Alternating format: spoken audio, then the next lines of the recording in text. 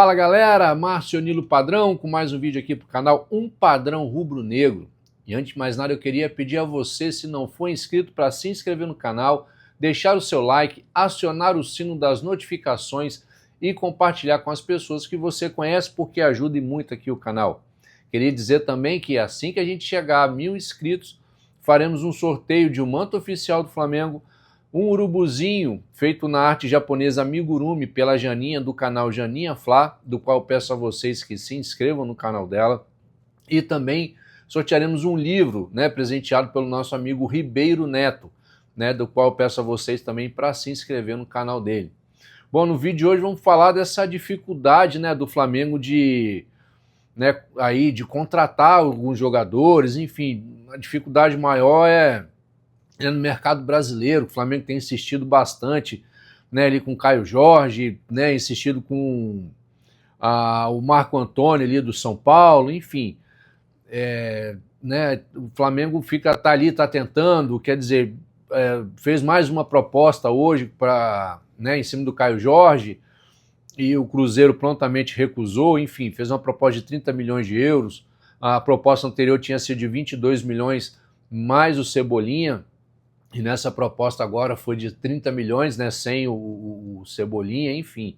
E eu acho que, ao meu modo de ver, acho que já chegou no teto ali. Acho que oferecer mais do que isso para o jogador é besteira, entendeu? Acho que o Flamengo deveria correr atrás agora de um outro jogador, tentar um outro atacante, até porque você está tentando aí, pagando um valor desse muito acima do que ele vale, no jogador de uma temporada só, porque qual foi a temporada que o Caio Jorge jogou e foi fundamental para o time dele? Qual foi a outra temporada que ele foi artilheiro do campeonato? Então, assim, no meu modo de ver, ele deveria ter aí pelo menos mais duas temporadas, sendo artilheiro, ou estando ali brigando pela artilharia, sendo artilheiro pelo menos do time dele, se não fosse do campeonato. Então, eu acho que é um risco muito grande, um valor muito grande para poder você investir num jogador de uma temporada só. Ele não é um péssimo jogador, um bagre, como muita gente, às vezes, muita gente agora, a moda agora é falar que o jogador é bagre, quando você gosta do jogador, longe disso. Mas também você pegar aí 30 milhões de euros, aliás, quer dizer, mais de 30 milhões, porque se o Cruzeiro não aceitou 30, provavelmente o Pedrinho já tinha falado lá na primeira investida do Flamengo, só sai pelo valor da multa, que é 50 milhões de euros.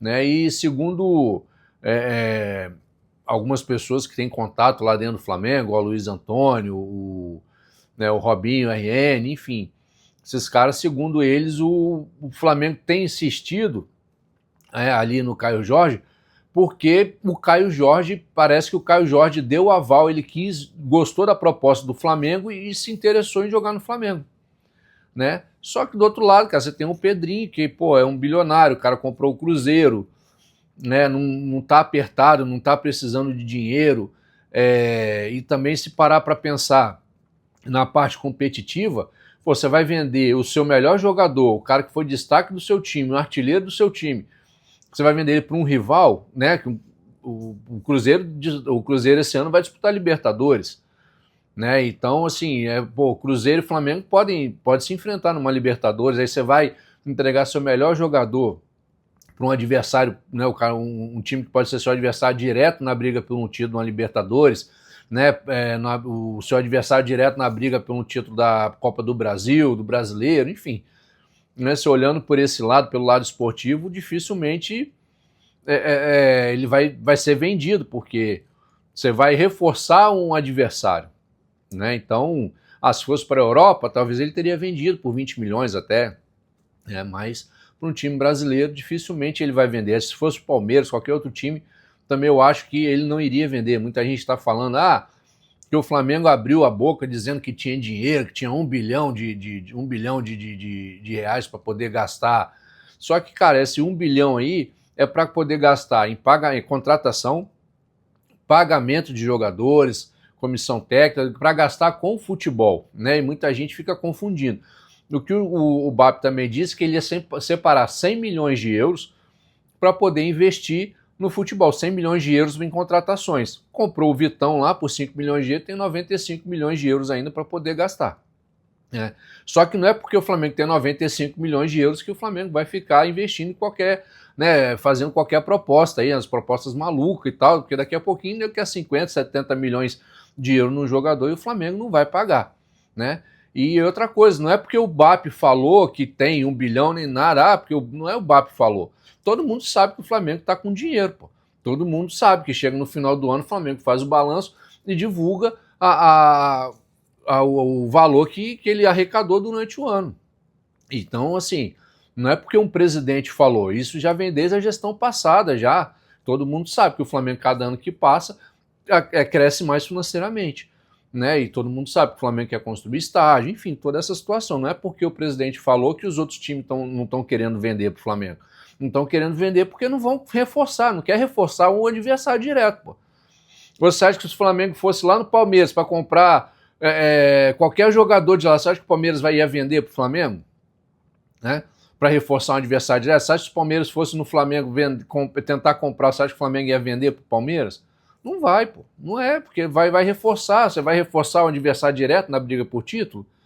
Né? Então, assim, o Palmeiras já tentou comprar o Pedro um tempo atrás, o Flamengo não vendeu, pô. Vai vender logo pro Palmeiras? Pô, não vai. Né? Os dois são os dois times que nos últimos anos vem brigando aí por títulos, então eu acho que o Cruzeiro não vai vender o Caio Jorge por dois motivos. Um, porque ele não está precisando do dinheiro, o Pedrinho não está apertado, longe disso, né? E segundo, porque ele também não vai reforçar um adversário direto na briga pelos títulos.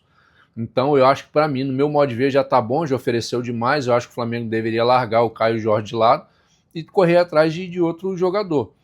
Né? Tem o Marcos Leonardo também, muita gente tem falado do Marcos Leonardo, tem que saber qual é a situação dele lá no Al Hilal, se ele quer voltar a jogar no Brasil, se ele quer jogar no Flamengo, enfim, tem toda a situação, qual o valor dele lá, quanto que o Al Hilal ia querer, né? Porque parece que ele é titular, ele é artilheiro do time, enfim, então dificilmente ele vai querer sair de lá para poder jogar no Flamengo, mas futebol é um negócio muito dinâmico, né? Um time diz não agora, daqui a pouquinho você chega lá e vende o cara.